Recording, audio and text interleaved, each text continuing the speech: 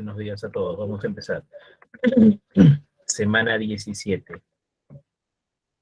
Vamos a ver organismos financieros internacionales como el FMI y el Banco Mundial. Veremos también el proceso de integración económica.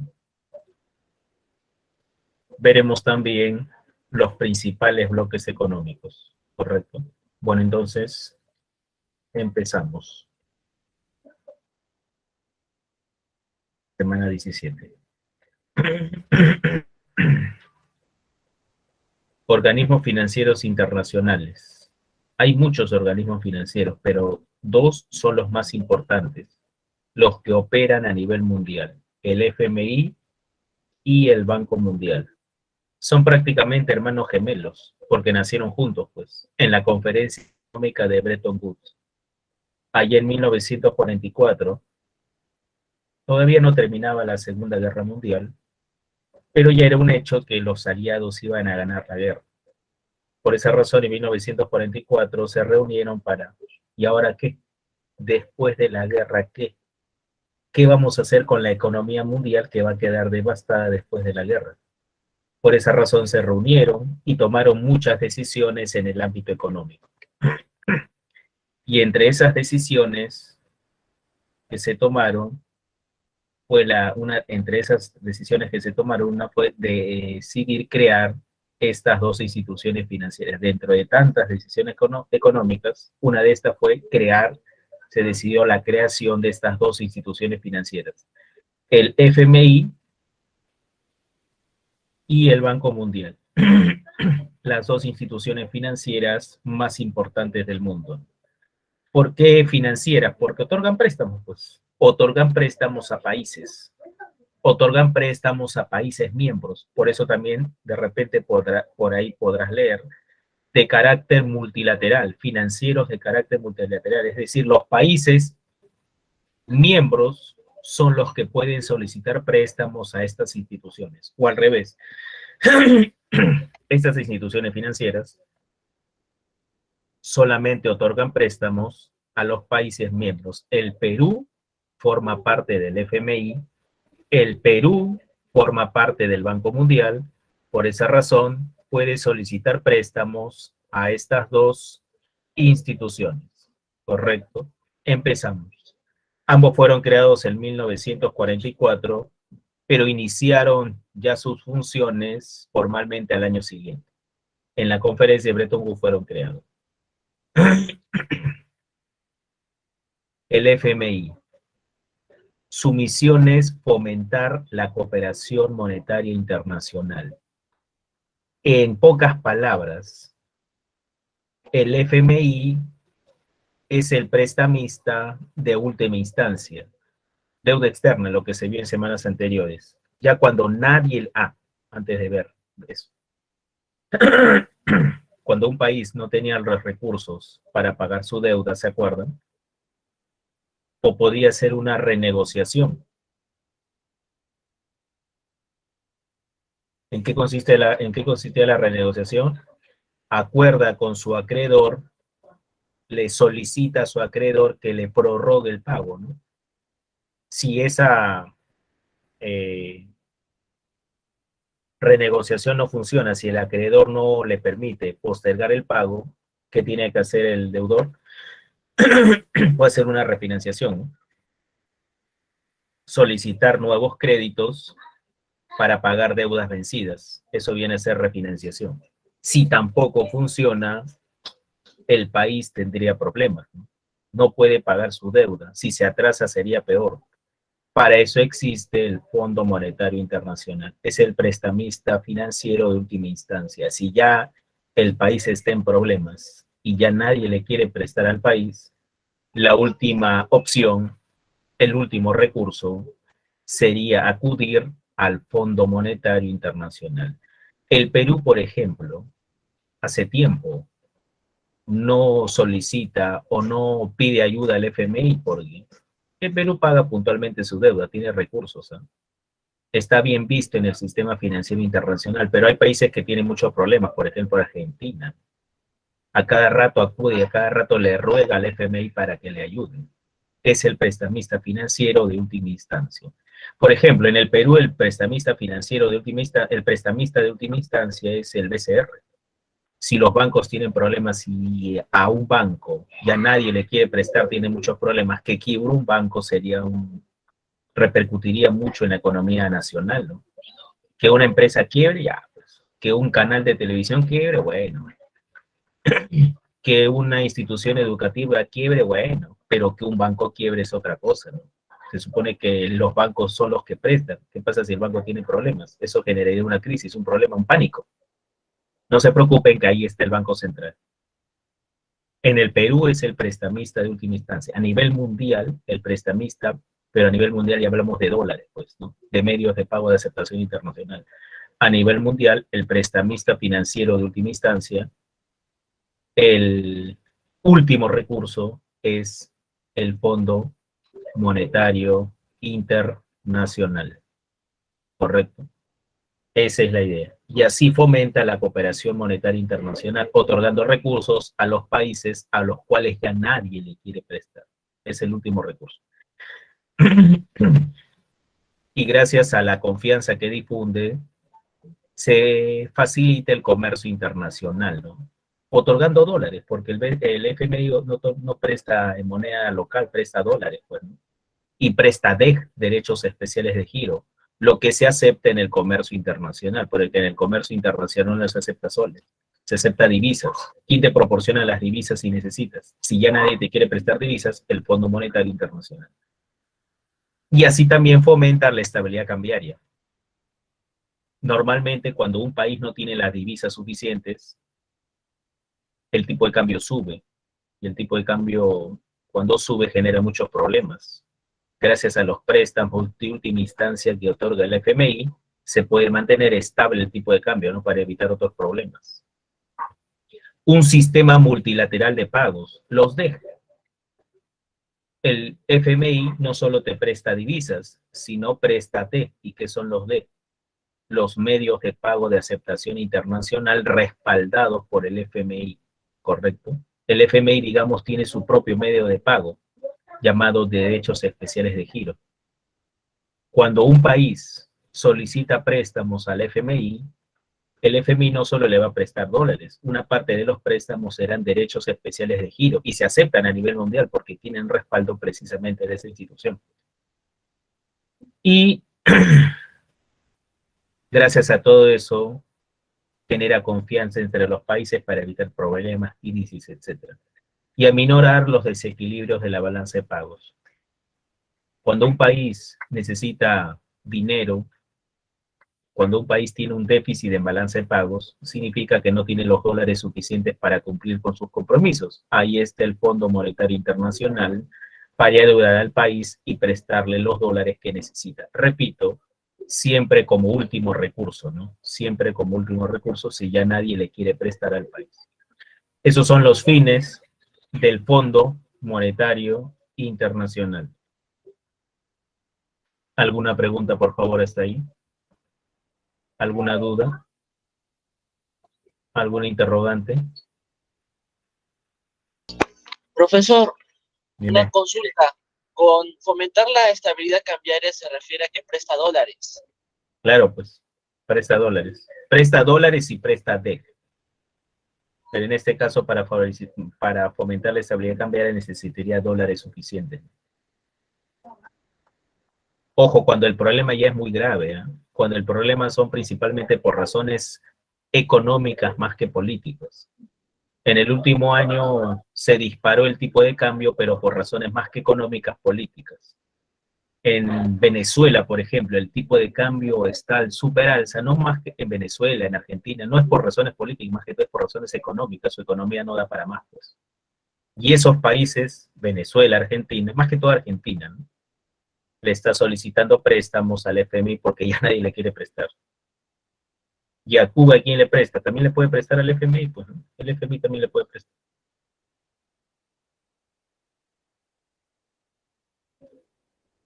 Bien, seguimos. Si no hay más preguntas. Bueno, el Banco Mundial. La misión del Banco Mundial es promover el desarrollo, hacer que los países mejoren su calidad de vida.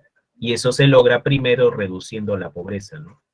Los préstamos del Banco Mundial se destinan a financiar proyectos que reduzcan la pobreza, infraestructura básica, a proyectos de agua potable, proyectos de luz, proyectos de servicios de Internet, porque quieras o no, el Internet es importante para salir adelante en la actualidad, ¿no? Programas sociales que tengan como objetivo reducir la pobreza, el programa Juntos, Vaso de Leche, comedores populares, ¿no? Todo con la intención de reducir la pobreza. El Banco Mundial también quiere que la prosperidad del país sea compartida, es decir, que todos se beneficien, o la gran mayoría se beneficie de ese desarrollo, no solamente unos cuantos. Y también una de las misiones del Banco Mundial es promover el desarrollo sostenible. Y esta palabra sostenible tiene que ver con la protección del medio ambiente. Porque para desarrollarnos se requiere o no de recursos naturales. Los recursos naturales son importantes, pero lamentablemente en los últimos años se está contaminando mucho el medio ambiente. Los recursos naturales en el futuro, si esa contaminación continúa, van a escasear demasiado.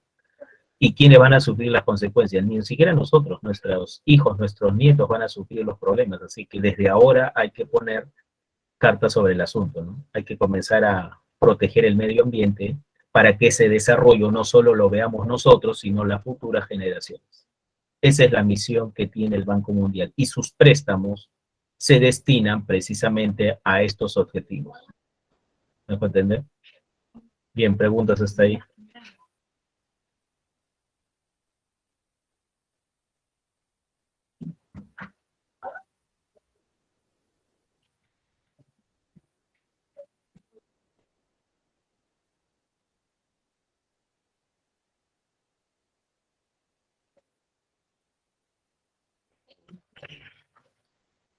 Bien, otro tema que veremos es la integración económica. Integración económica tiene que ver con la formación de bloques económicos.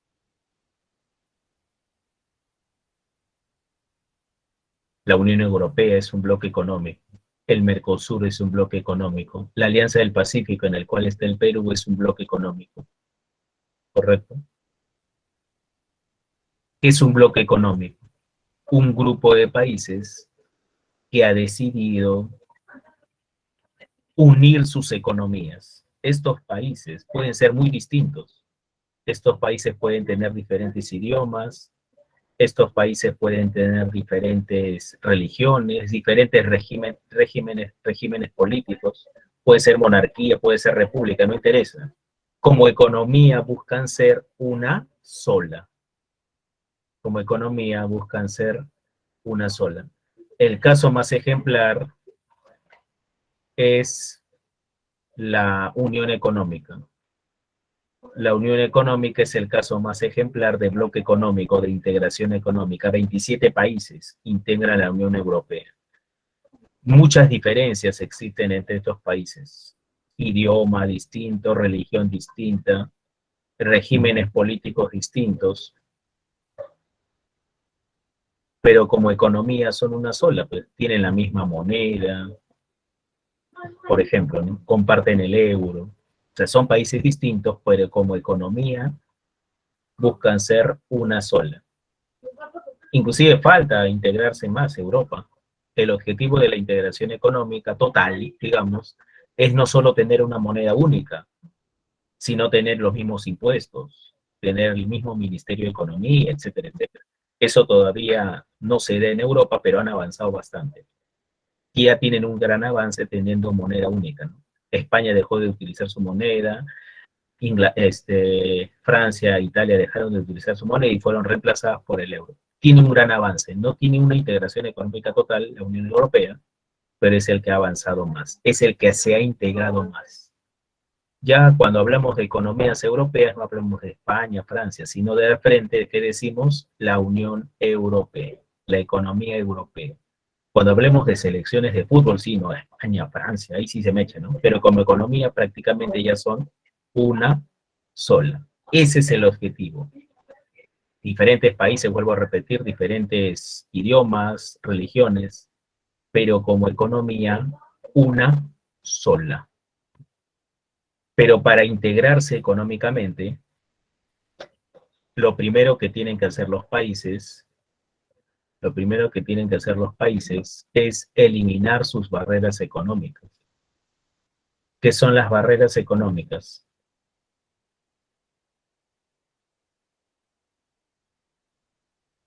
Las barreras económicas son restricciones entre los países, restricciones económicas entre los países, medidas que restringen las transacciones económicas entre los países.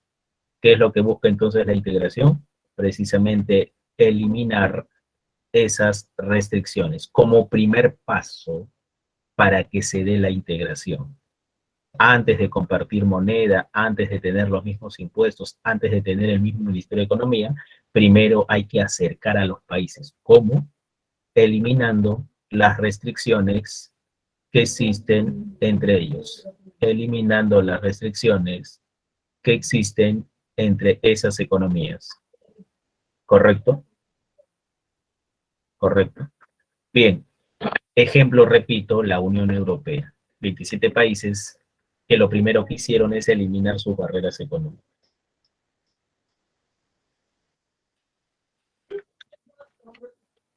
Bien, razones de la integración.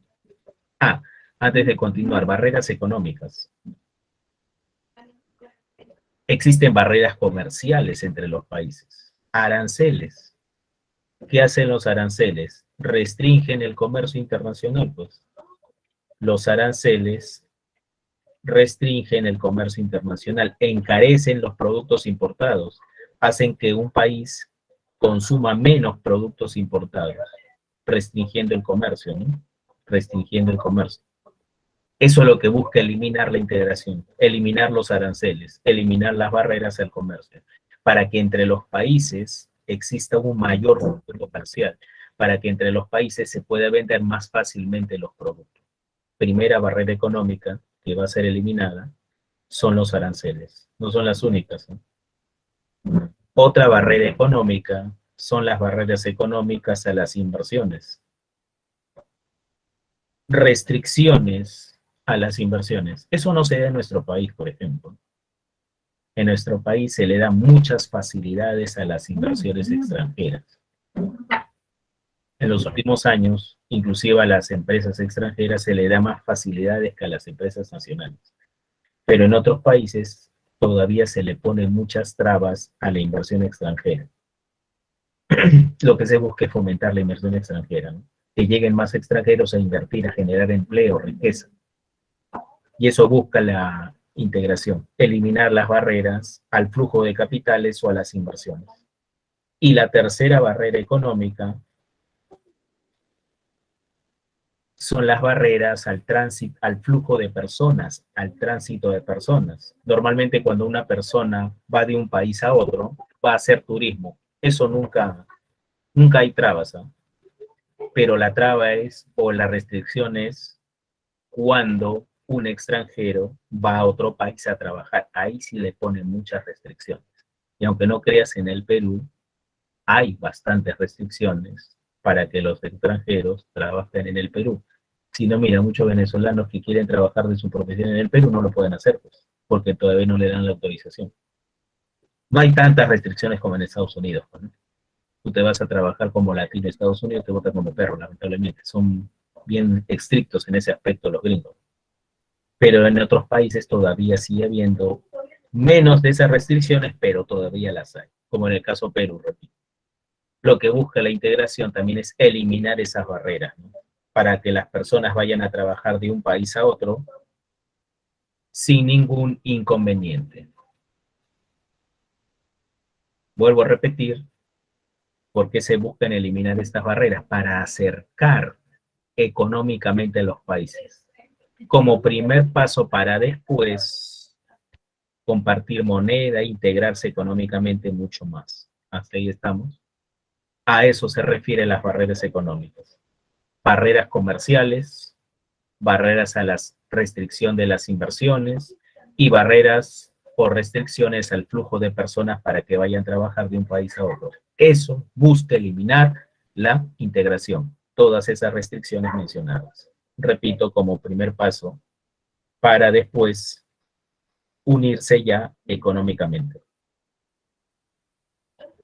Bien, preguntas hasta ahí, por favor, sobre las barreras económicas.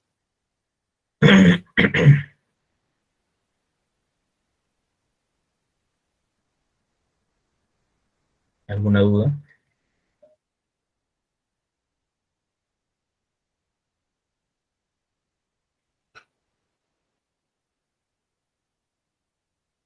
Razones de la integración.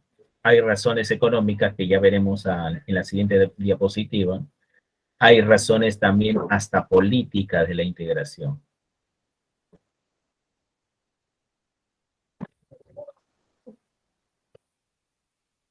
Un ejemplo de razón política de la integración es la Unión Europea. La Unión Europea inició, ojo, es un proceso, la integración, no es de la noche a la mañana, de la noche a la mañana vamos a compartir el euro, no es así, pues, poco a poco, paso a paso, los países se comienzan a integrar. Y una de los ejemplos que siempre se menciona porque es el bloque económico más importante es la Unión Europea. Su proceso de integración se inició en la década de los 50. En la década de los 50 se inició su proceso de integración. Una década, unos 11, 12 años antes, había terminado la Segunda Guerra Mundial. Francia, Alemania y en sí las potencias europeas habían pasado a ser, habían dejado de ser protagonistas de la economía mundial, porque los principales protagonistas después de la Segunda Guerra Mundial llegaron a ser Estados Unidos y la ex Unión Soviética, ¿no? Lo que ahora es Rusia. Eran los protagonistas de la economía mundial. La Guerra Fría, ¿no? Y en medio de los dos, ¿quién estaba? Europa. Habían llegado a ser segundones. De ser los protagonistas de la economía, habían pasado a ser segundones. Y el poderío económico soviético era enorme, el poderío económico norteamericano era enorme, los europeos no sabían qué hacer, estaban en el medio. Así que los visionarios europeos decidieron comenzar a trabajar juntos, el viejo adagio, ¿no? La unión hace la fuerza, ¿no? Francia y Alemania no son los únicos países que integran la Unión Europea, pero fueron los iniciadores, los que empujan y siguen empujando a la Unión Europea hasta la fecha. La Unión Europea ha estado en crisis, ¿eh? Hace unos 3, 4 años estuvo a punto de desaparecer, y no desapareció principalmente por la presión de los dos países fundadores, de los que iniciaron el proyecto y empujan hasta ahora el proyecto, son Francia y Alemania. Francia y Alemania, años antes, se habían masacrado en la Segunda Guerra Mundial. Enemigos acérrimos, pero a pesar de odiarse por los enfrentamientos que hubo, ¿sabes qué, compadre? Dijo, hay que comenzar a trabajar juntos. Por nuestra cuenta, no podríamos enfrentar a estas dos grandes superpotencias. La única forma de seguir teniendo protagonismo es trabajar juntos. La unión hace la fuerza. Y convencieron a otros países a unirse a ese proyecto. Y ya son 27 en la actualidad. Convencieron a Francia, Francia y Alemania, convencieron a España, a Países Bajos, a Italia. En algún momento convencieron a Inglaterra, aunque Inglaterra ya se retiró, etc.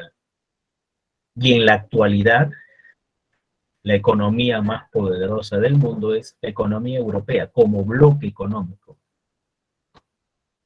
Como países es Estados Unidos y Francia, y Inglaterra, y China, perdón. Estados Unidos y China son los países que tienen mayor PBI, lo vieron ustedes la semana anterior. Los principales PBI son de Estados Unidos y China, pero como bloque, la Unión Europea es mucho más poderosa que China y que el mismo Estados Unidos, como bloque económico. Como Francia, no tiene ninguna importancia económica. Como Alemania, no hay ninguna importancia económica. Pero cuando se habla en conjunto, la Unión Europea es una razón poderosísima o tienen un gran poder económico. ¿Me dejo entender?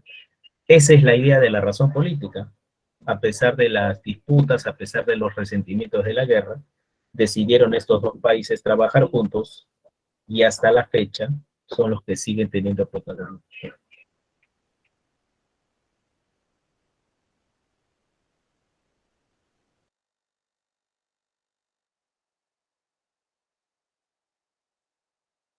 Listo. Perdón, un ratito tuve que cortar. ¿Alguna pregunta, por favor? ¿Algún interrogante?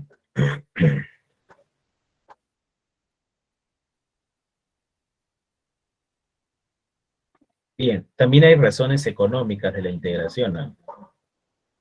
Porque la integración, su mismo nombre lo dice, económica, y tiene que haber razones económicas. La principal razón económica es la ampliación de los mercados, pues.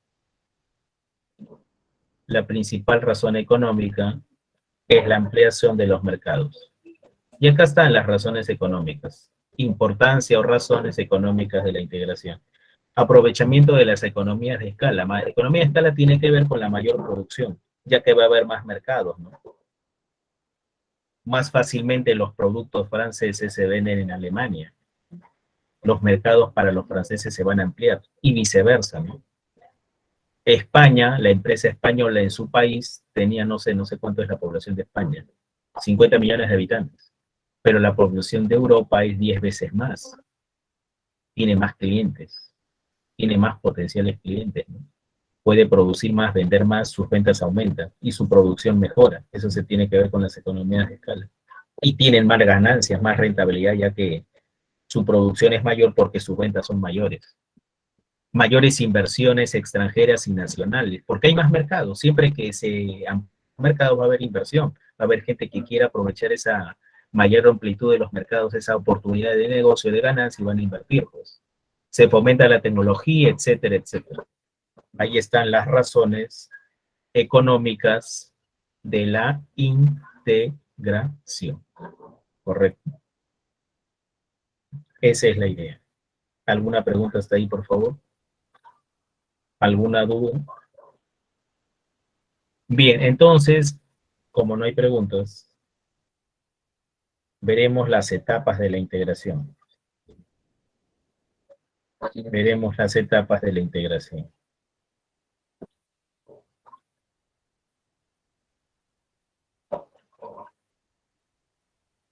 Porque la integración no se da de la noche a la mañana, pues. La integración es todo un proceso. Y como todo proceso tiene etapas. Y eso es lo que vamos a ver a continuación. Las etapas del proceso de integración económica. A medida que avanzamos de una etapa a otra, hay mayor integración. Y la cúspide de la integración sería esa figura amarilla, pues. La integración económica total. Una sola economía, un solo Estado. Los países que formarían el bloque pasarían a ser regiones de ese gran Estado supranacional. La Unión Europea todavía no llega a ese nivel, por si acaso, pero está a punto de convertirse, de llegar a la cúspide. Es el país o es el bloque económico que más ha avanzado en el proceso de integración, pero no llega a la cúspide. El día que Europa se integre económicamente a la totalidad, Francia, España, Italia pasarían a ser regiones de ese gran Estado supranacional. Pero Europa todavía no llega a ese nivel, un solo presidente para todo todavía, pero es el que ha avanzado más. A medida que pasamos de una etapa a otra, mayor integración económica, ¿correcto? Bien, entonces vamos a ver al detalle cada una de estas etapas.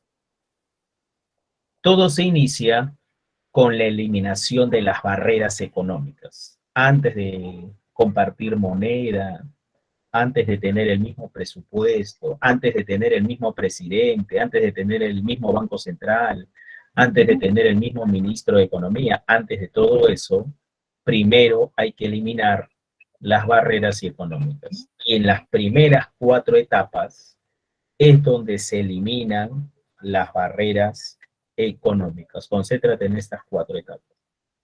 En estas primeras, en estas primeras 4 etapas se eliminan las restricciones que existen entre los países para que los países se acerquen más. Primero hay que eliminar las restricciones.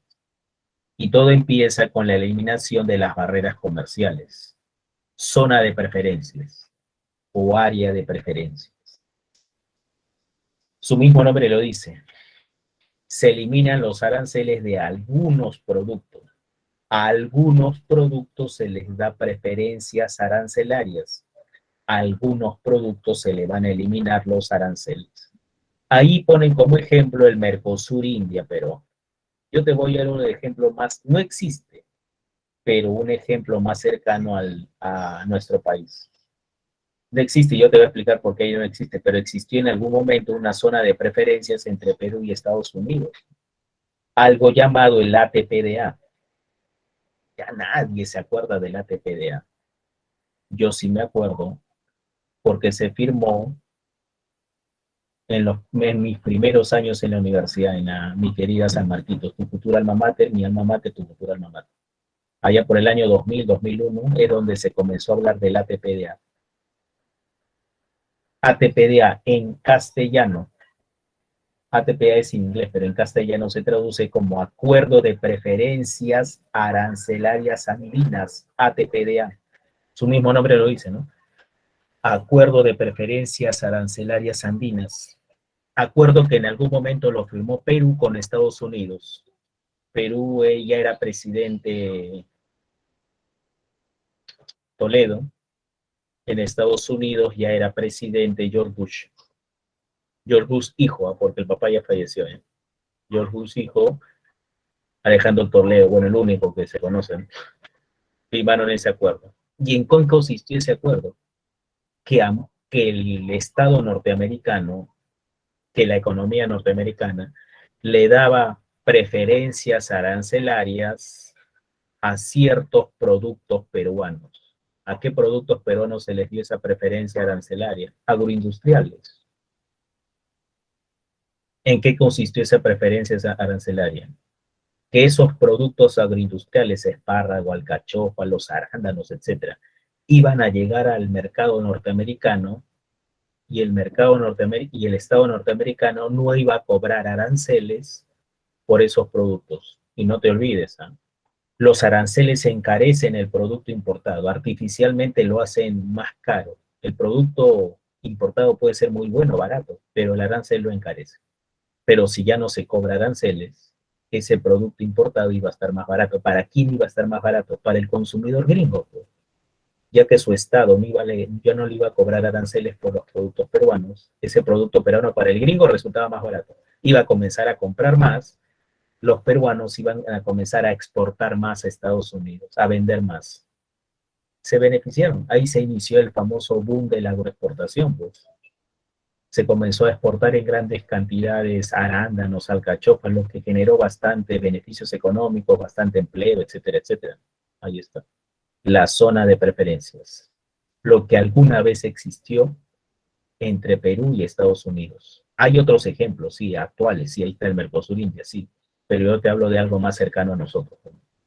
2001, 2002, 2003, 2004, 2005, 2006, hasta el 2010, 11 creo que duró este acuerdo de preferencias. ¿Correcto? El siguiente paso es eliminar todos los aranceles. Y ese es el acuerdo de libre comercio. Ya no hay preferencias como en el anterior, sino se eliminan todos los aranceles de todos los productos. Eso se crea con un TLC, con un tratado de libre comercio. Y un ejemplo es el Tratado de Libre Comercio que existe entre Perú y Estados Unidos. Por eso que el ATPDA ya no existe. Profe, ¿por qué ya no existe la zona de preferencias entre Perú y Estados Unidos? Porque fue reemplazado por algo superior. ¿Y qué es lo superior? La zona de libre comercio. Ahora, todos los productos peruanos ingresan al mercado norteamericano sin pagar aranceles. Y lo mismo, todos los productos norteamericanos llegan al Perú y no se les cobra los aranceles, porque se creó a través de un TLC, a través de un Tratado de Libre Comercio, se creó la zona de libre comercio. Y eso reemplazó a la zona de preferencias, porque la zona de preferencias era algunos productos, la zona de libre comercio es todos los productos sin aranceles. Y hay muchos ejemplos, ¿no?, actuales. El TLC, el área de libre comercio con Estados Unidos que tiene el Perú, con China, el Perú tiene un TLC, un área de libre comercio con el mismo Chile, etcétera, etcétera, etcétera. Con Canadá, Tailandia también creo. Pero las dos zonas, las dos áreas de libre comercio más importantes para el Perú son con China y con Estados Unidos. ¿Está bien? Esa es la idea. Entonces, con el área, con la zona de libre comercio, se eliminan todos los aranceles, todas las restricciones al comercio habidas y por haber. ¿Hasta ahí alguna duda, por favor? ¿Hasta ahí alguna interrogante? ¿Algo no quedó claro?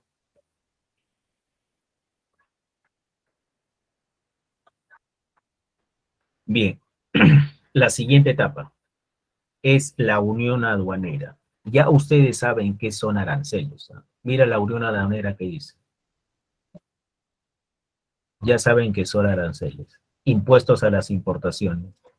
¿Qué significa externo? Aplicados a productos que provienen de países externos, aplicados a productos que provienen de países que no pertenecen al bloque. ¿Y qué significa común? Se va a cobrar un mismo arancel. Profe, no entiendo ni Michi de lo que habla. Vayamos con un ejemplo hipotético que no existe, ¿eh? Vayamos con un ejemplo hipotético que no existe, pero podría existir. Imagínate que Perú y Estados Unidos formen una zona, una unión aduanera, imagínate. Pero por el momento están en una zona de libre comercio, ¿no? Por el momento, Perú y Estados Unidos están en una zona de libre comercio. Entonces, a partir de la zona de libre comercio entre Perú y Estados Unidos, ¿qué es Brasil para Perú y Estados Unidos? Un país externo que no pertenece al bloque. Y es verdad, ¿eh? Brasil no tiene ningún acuerdo comercial con Perú. Brasil no tiene ningún acuerdo comercial con Estados Unidos. ¿Qué es Brasil para Perú y Estados Unidos? Económicamente hablando, un país externo que no pertenece al bloque. Entonces, entre Perú y Estados Unidos no hay aranceles. Pero si un producto brasileño se quiere vender en el Perú, el Estado peruano cobrará sus propios aranceles. 15% como ejemplo. Si ese producto brasileño se vende en Estados Unidos, el gobierno norteamericano cobrará sus propios aranceles. Ahí cobran más, inclusive hasta 25%. Repito, entre Perú y Estados Unidos no hay aranceles, pero para productos externos de Brasil, de países que no pertenecen al bloque, cada uno de estos países, Perú y Estados Unidos, cobra sus propios aranceles. ¿Hasta ahí estamos? Eso es una zona de libre comercio. ¿Qué significaría la unión aduanera? Que Perú y Estados Unidos deciden cobrar el mismo arancel a productos brasileños, a productos que provienen de países que no pertenecen al bloque. Eso significaría la unión aduanera. Vamos a establecer un mismo porcentaje, 20% como ejemplo. Cualquier producto brasileño que quiera ingresar al Perú, se cobraría 20% de arancel. Y Estados Unidos cobraría lo mismo si algún producto brasileño quiere venderse en su país. Arancel externo, repito, aplicados a países que no pertenecen al bloque común, la misma tasa arancelaria, en el ejemplo 20%. Eso sería la unión aduanera. No existe, repito, unión aduanera entre Perú y Estados Unidos. Entre Perú y Estados Unidos solo existe la zona de libre comercio. Pero si existiera, si algún día se llega a formar una unión aduanera, funcionaría como les acabo de explicar. Correcto. Les funcionaría como les acabo de explicar. Si alguna vez se forma, ¿no?, arancel externo común. Por favor, ¿alguna duda sobre la unión aduanera? ¿Algún interrogante sobre la unión aduanera?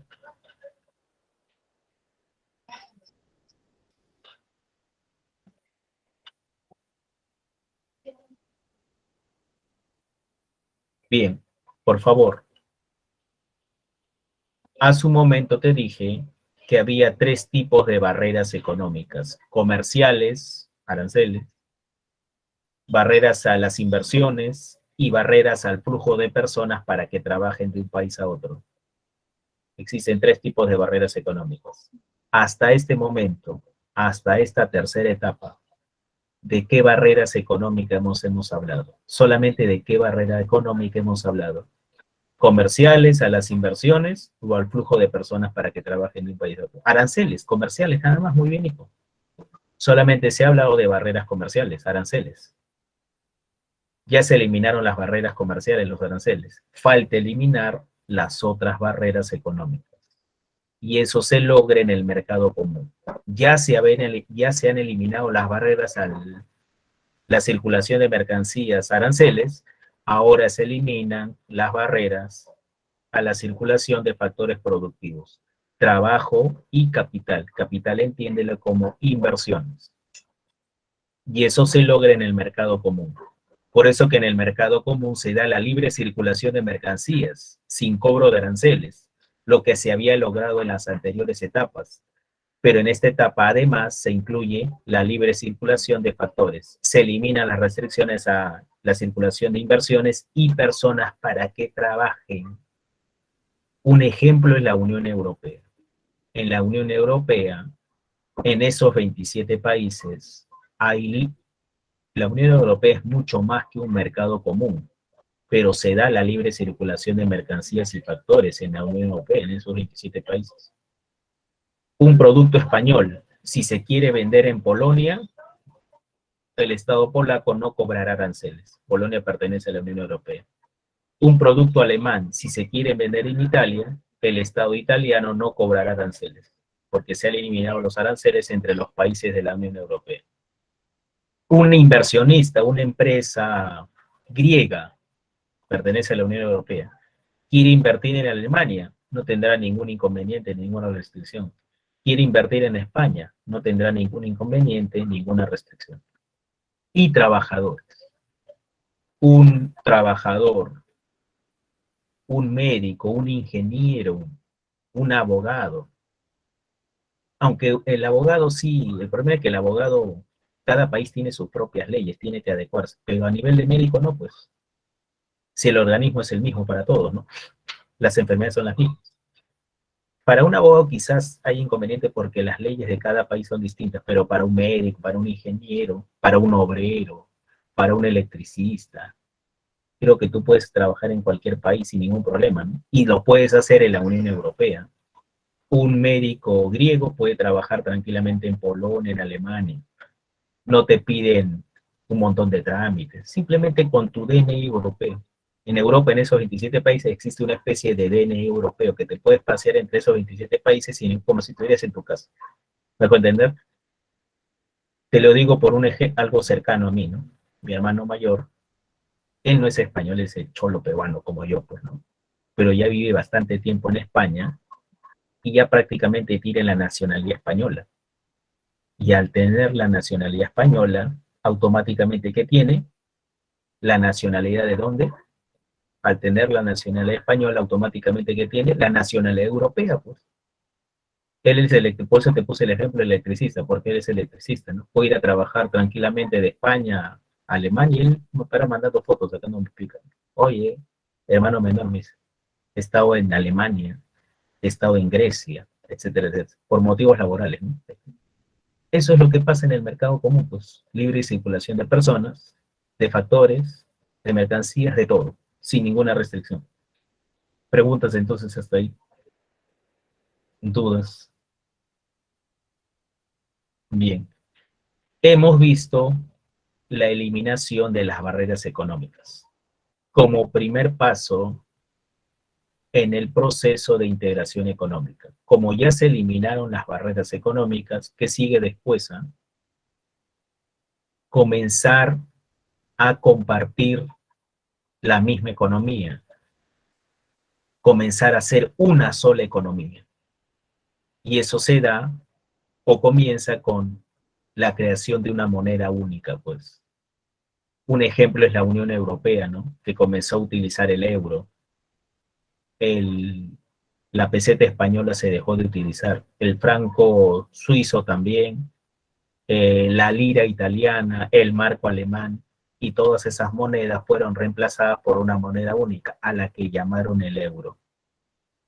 Y hay un banco central unificado, hay un banco central de todo el bloque europeo, el Banco Central Europeo, que emite el euro. Y ese banco central se va a encargar, como lo hace cualquier banco central, de controlar la inflación en los países donde se utiliza el euro, la Unión Europea. Unión económica y monetaria.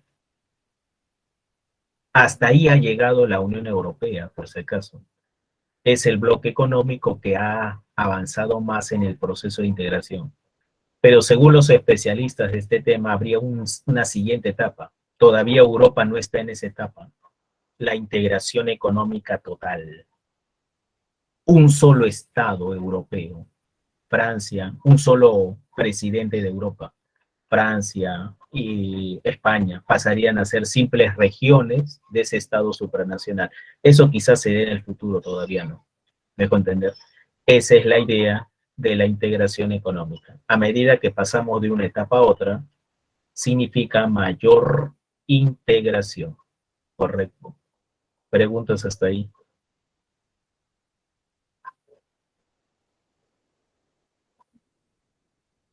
¿Preguntas hasta ahí?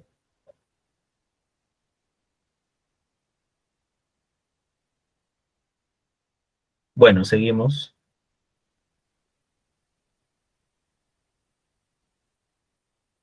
Ahí tenemos algunos de los bloques económicos más... no, acá están las etapas, ¿no? Resumida, todo lo que te acabo de explicar, pero de forma resumida. Tómale pantallazo a esa diapositiva. Correcto. Ahora sí, los principales bloques económicos. Y siempre se inicia, cuando se habla ya de principales bloques económicos, acuerdos de integración, siempre se va a iniciar con la Unión Europea, porque es el bloque que más importante, por varias razones, porque es el que tiene más países, 27.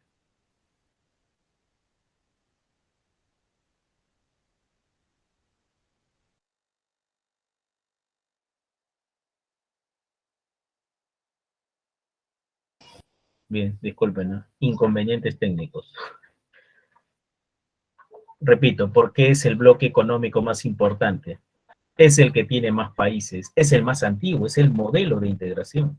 Es el primer bloque económico que se inició en la historia y es el que más ha avanzado. No ha llegado a la integración económica total, pero está en ese paso, ¿no? Está en ese camino. Ya tienen moneda única y es un gran avance. Por eso se habla de la Unión Económica Europea como el bloque económico más importante, por esas tres razones. Más países, más antiguo, y es el que ha avanzado más en el proceso de integración. Ahí están lo que buscan. Tenemos también el acuerdo de libre comercio entre Canadá, USA y México, el TEMEC se le llama. México, Estados Unidos y Canadá, también es importante. Avanzamos, ¿no? Todo esto también está en la separata, por el tiempo, porque hay otros temas que veremos. El Reino Unido ya se retiró de la Unión Europea, se le llamó Brexit, ¿no? La salida de la Gran Bretaña o Reino Unido, como se le llama, por eso se le llamó Brexit, ¿no? Es la combinación de Bretaña y ex, que salida, bueno. La Comunidad Andina de Naciones, donde está el Perú también, es un acuerdo importante para el Perú.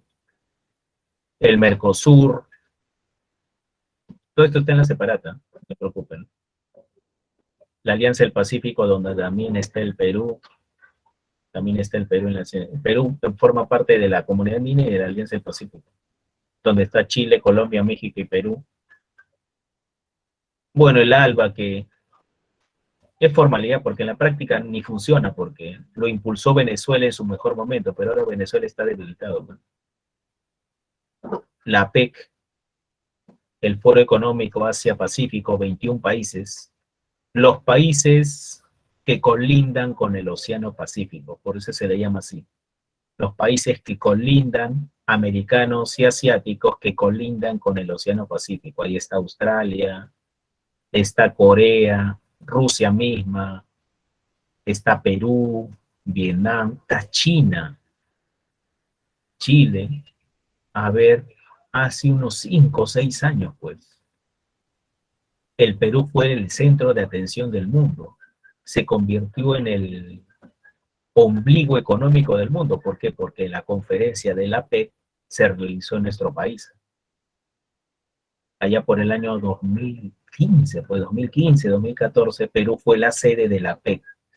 Hijo mío, nunca habían venido personajes tan importantes al Perú. Vino Putin, en ese momento en Estados Unidos estaba Obama, vino el presidente de China, presidente, secretario, no sé cómo se llama su cargo, pero la máxima autoridad de China vino, cerraron calles, la presa Marcos creo que se suspendió por la seguridad, como está cerca del aeropuerto, para evitar atentados, etcétera. Fue todo un bolondrona. Pero el Perú captó la atención del mundo porque fue sede de este importante evento, ¿no? Humala creo que está allá de presidente. Sí, Humala está de presidente. Correcto. Ven Humala frente a Putin, frente a Obama, quedó chico el pato, no sabía dónde ponerse. Eso es como anécdota, ¿eh? Para terminar, 3 conceptos importantes. El primero es la internacionalización. Internacionalización, entiéndelo como economía abierta, pues. Como economía que tiene relaciones económicas, valga la redundancia, con economías extranjeras, países que tienen relaciones económicas con el extranjero. Comercio principalmente, lo que se vio en semanas anteriores. Y todo el mundo ya se ha internacionalizado. Porque como que todo el mundo, es decir, todos los países, de alguna forma u otra, en mayor o en menor grado, participan en la economía mundial. Ya no existen economías autárquicas cerradas. Ni China, ni Corea del Norte, por si acaso. Perdón, ni Cuba, ni Corea del Norte. Son economías abiertas, en menor grado, pero son economías abiertas. Participan en la internacionalización.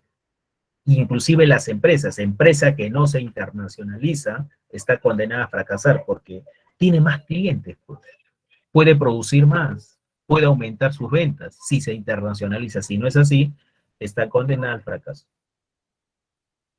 Bien, globalización es la homogeneización económica del mundo. Es la homogeneización de la moda, es la homogeneización de los gustos, es la homogeneización de las culturas. Prácticamente ya el mundo vive una sola cultura, una sola moda, ¿no? Esa es la globalización, pues.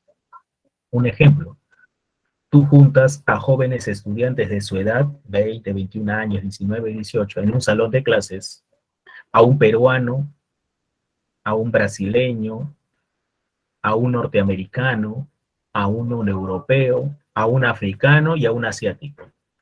Lógicamente se va a saber de dónde viene cada uno, por la parte racial, sí, pero todos se van a vestir igual, hijo. Todos van a tener las mismas zapatillas Adidas, o Nike, o Reebok, o una de marca. Todos se van a vestir igual, todos van a tener su celular y todos, lamentablemente, porque a mí no me gusta yo de esa música, todos van a estar escuchando a Bad Bunny. Lamentablemente es así, hasta los asiáticos lo escuchan. Esa es la globalización, pues. Homogenización de la economía, de las culturas, etc. Y esa globalización se ha dado principalmente por el avance tecnológico. El año pasado, fin de año, ¿no? Causó sensación una serie coreana de unos viejitos que jugaban y al final los mataban. Eso es la globalización, pues, ¿no? Gracias a la tecnología, las modas, los gustos se han homogenizado, globalización. Y el tercer concepto es la mundialización. Se señala que la mundialización en el futuro, lo que se ha estado comentando, ¿no? En el futuro, las competencias, la competencia económica por la hegemonía, la competencia por la hegemonía económica mundial no va a ser entre países, sino va a ser entre bloques económicos. El bloque económico europeo se va a enfrentar, ojalá que se dé un bloque económico de Sudamérica importante, etc. Esa es la mundialización, la formación de bloques económicos, de todo lo que hemos comentado, ¿no? La unión hace la fuerza. Correcto. Bien, terminamos. Le doy las claves ya para retirar. Ahí están las claves, por favor. Apúntalas, anótalas. Pantallazo. ¿Listo? Bueno, muchachos, nos vemos. Gracias por todo. Hasta la próxima semana. Cuídense, cuídense. Chau, chau.